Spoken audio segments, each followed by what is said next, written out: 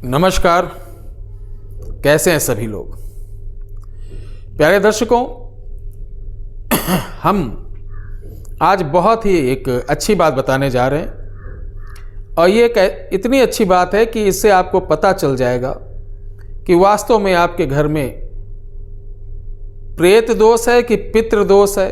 दूसरी बात, प्रेतों का घर में कहीं आवास तो नहीं, कहीं पितरों का आवास तो नहीं। अब इसको लोग कहेंगे प्रेत योनि में भी पितृ होते हैं जो अकाल मरते हैं। ठीक है, मैं पूरी बात इस वीडियो के माध्यम से समझाने की कोशिश करूंगा जितना ज्ञान है। मैं ये नहीं कहता मैं बहुत बड़ा विद्वान हूं, या जितना ज्ञान मैं आपके साथ शेयर करूंगा। कहीं गलत होता हूं, कहीं मुझे नहीं समझ में आ रहा तो आप जरूर लोग अवगत कराएं। प्यारे दर्शकों, आज के युग में जितने लोग हैं, ध्यान रखना, अधिकतर लोगों के यहां पितृदोष क्यों है, परेशान क्यों पितरों द्वारा।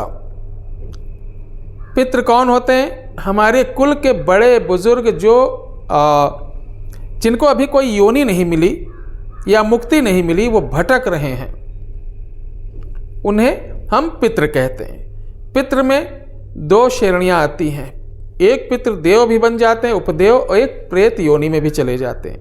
देव कौन? जैसे ब्रह्मदेव बन गए।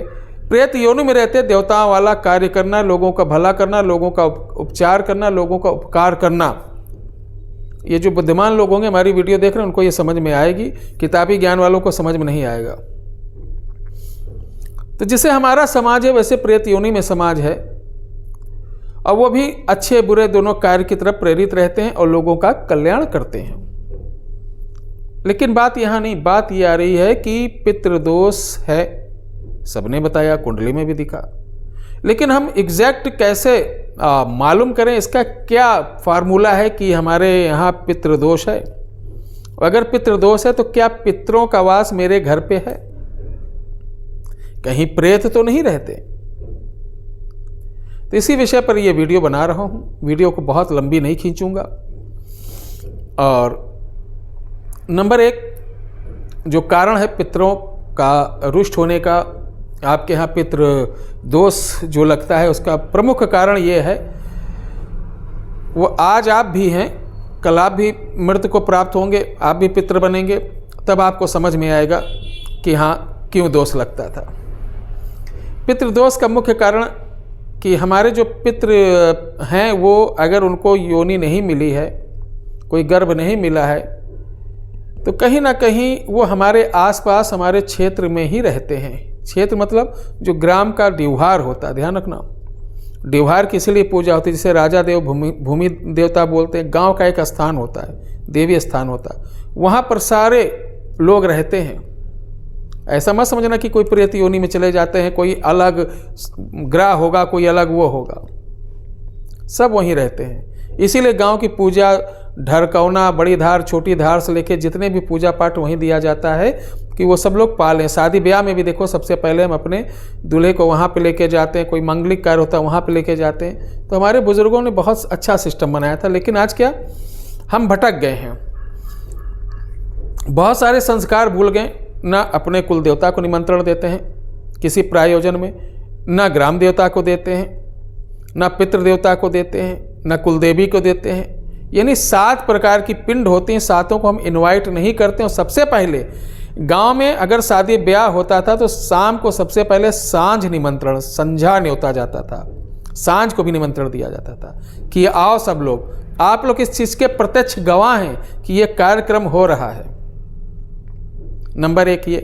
नंबर 2 ये है कि पितरों को हम लोग बुरी तरीके भूल चुके हैं। इधर उधर फंक्शन में हैप्पी बर्थडे टू यू, इस टाइप के बहुत सारे बेवकूफ़ी वाले कार्यक्रम कर देते हैं। लेकिन बात पितरों की, बात अपने इष्ट देवता की, बात हमारे कुल देवताओं की आती है, उन पर हम कहीं ना कहीं कंजूसी करते हैं, कहीं ना कहीं अपना कंजूसी तो छोड़िए, भूल ही जाते हैं कार्यक्रम करने को। तीसरा सबसे बड़ा पितृदोष उन्हें लगता है, आप जिस कुल से हैं, जैसे एग्जाम्पल ब्राह्मण है, ब्राह्मण अगर है वो अनियंत्र कहीं से कन्या ले आया, लव मैरिज, जो कि उस मर्यादा से बाहर है। मेरी बात समझ रहे ना? तो उसका बहुत बड़ा दोष लगता है और उसके हाथ से कभी पितृ, इष्ट, कुल देवता, कुल देवी किसी प्रकार का कोई पूजन, किसी प्रकार का कोई चढ़ावा, किसी प्रकार का कोई चीज स्वीकार नहीं करते हैं। अरे साइंस आज तुम लोग लेके घूम रहे हो, हमारे बड़े बुजुर्ग बहुत बड़े पढ़े लिखे नहीं थे, लेकिन नाड़ी, जन्म पत्री में नाड़ी दोष जो देखा जाता था, नाड़ी अगर सब नाड़ी मिल गई, समगोत्र में विवाह हो गया तो बच्चा डिस्टर्ब हो जाता था। ठीक है, उससे बहुत दोष उत्पन्न होते थे, विकार होते थे होने वाली संतानों को। आज हम लोग कह रहे हैं ये सब कुछ नहीं, आजकल होता है उसीलिए सब कुछ होता है। होता क्या नहीं है, उसके बाद जो भोगते हो तब पता चलता है। आज हॉस्पिटलों में भीड़ क्यों लगी है? आज हर घर में रोगी क्यों है? आज हर घर में, आप चाहे जितने भी करोड़पति हो, आप हर घर में तनाव, टेंशन, डिप्रेशन क्यों है? एकता क्यों भंग हो गई हर घर में? इसी कारण कि आजकल सब होता है, इसी में दगी पड़ी है। होने के चक्कर में कोई भी व्यक्ति ऐसा नहीं जो किसी एक बाधा से पीड़ित ना हो, क्योंकि आजकल ये सब होता है। इसी चक्कर में आपके जिसको आपने खिलाया है, पैदा किया है, अच्छी अच्छी महंगी चीज़ें दिलाई हैं, इसी युग में बता रहा हूँ, अगर आपका बेटा 4-5 साल 10 साल का है, रुक जाइए 20 साल, वही बेटा उसी की पत्नी आपको कहेगी पापा आप अपना इंतज़ाम कहीं अलग कर लीजिए, हम एडजस्ट नहीं हो पा रहे हैं, पापा अब हम आपको संभाल नहीं पाएंगे। ये देखिएगा, आप कुछ नहीं कर पाएंगे, ताकते रहेंगे, पछताएंगे, हाथ मलेंगे, काश मैं इनको संस्कार दिया होता। बेटे को संस्कार दे दो, उसके बाद भी गारंटी नहीं कि जो पर जहाँ से लड़की आ रही वो संस्कार युक्त हो, क्योंकि आजकल माएँ 80% अपनी माँ बेटियों को कोचिंग दे रही हैं ससुराल की। तुम्हारी ननद ऐसे करी, तुम्हारी देवर ऐसे करें, तुम्हारी जेठानी ऐसे करी, ऐसे करो। और कुछ सास भी हैं जो अपनी बहू को एक बेटी स्वरूप नहीं मानते हैं। फिर मैं अलग जा रहा हूँ, वीडियो लंबी हो जाएगी, आता हूँ मुद्दे पे। तो पितृदोष का यही कारण है, नाड़ी दोष, कुल दोष इत्यादि, गोत्र दोष, विगंत जाति दोष। तो अगर किसी प्रकार का दोष है तो आपको चलिए शुरुआत करते हैं। आपको अमावस्या को 8 प्याले लाना मिट्टी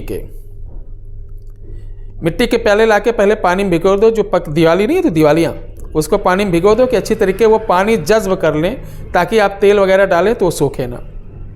पानी में निकालने के बाद उसको 1-2 घंटे बाहर रख दो। अमावस की रात को आप ये अपने घर के मध्य, फ्लैट में रहते तो कमरे में कहीं एकांत जगह अच्छी तरीके पोंछा ओछा लगाकर 4 प्याले में कच्चा दूध डालिए और 4 में डालिए तिल का तेल, और ये 8 हुए। इन चारों का, एक तिल के तेल का, एक दूध के तेल का, ये एक सेट बना, तो ये 4 सेट बनेंगे, यानी 4 पेयर। अब ये चारों पेयर को उठाना है, घर के जहाँ आपने झाड़ू पोंछा लगाया है अच्छे तरीके, वहाँ 4 कोनों पे कम से कम 2 फुट के स्क्वायर फुट में दूर दूर रखना है। और चौक होती, चौक से एक पे रा लिख देना, जहाँ पे रखेंगे रा, एक पे माँ, एक पे हा, एक पे ला, किसी पे दाहिने बाएं उल्टे सीधे कहीं लिख दो, चारों पे अक्षर होना चाहिए। होने के बाद बीच में आपको 1 कटोरी में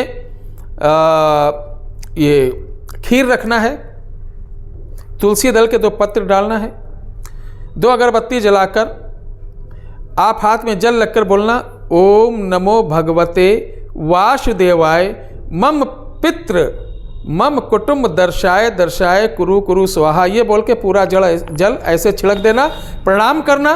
प्रणाम करने के बाद आप कहना कि हे पितृदेवता, अगर आप हमारे घर में हो, स्वच्छ रूप में हो, प्रियत योनि में ना हो, तो आप ये दूध को स्वीकार करिए, भोग को।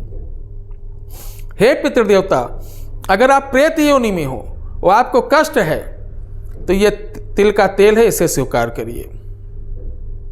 ये आपको दे रहा हूं, ये आपको समर्पण कर रहा हूं। ये बोलने के बाद प्रणाम करके आप वहां से हट जाइए, रात भर पड़े रहने दीजिए। अब काम की बात सुनना, रात भर पड़े रहने दीजिए, सुबह उठिए, देखिए चारों में दूध बराबर है कि नहीं, चारों में तेल बराबर है कि नहीं।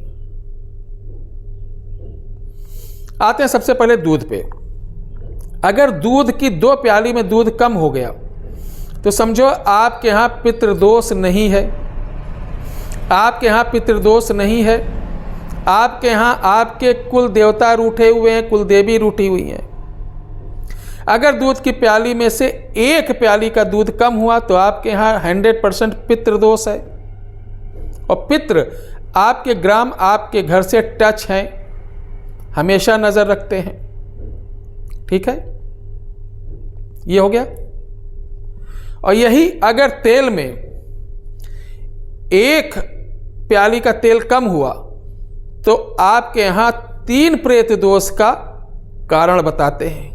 2 का अगर कम हुआ तो 2, 3 प्याली का तेल कम हुआ तो 1 प्रेत दोष आपके यहां, यानी प्रेत पितृ बनकर आपके यहां है।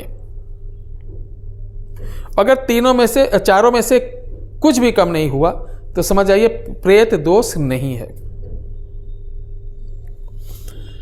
अब इन प्यालियों को क्या करना है, किसी बर्तन में दूध और प्याली सब एक डाल दीजिए, मिला दीजिए और इसको ले जाके बहते हुए पानी में डाल देना। जो भी अगरबत्ती वगैरह है, खीर वगैरह सब पीपल के नीचे रख देना।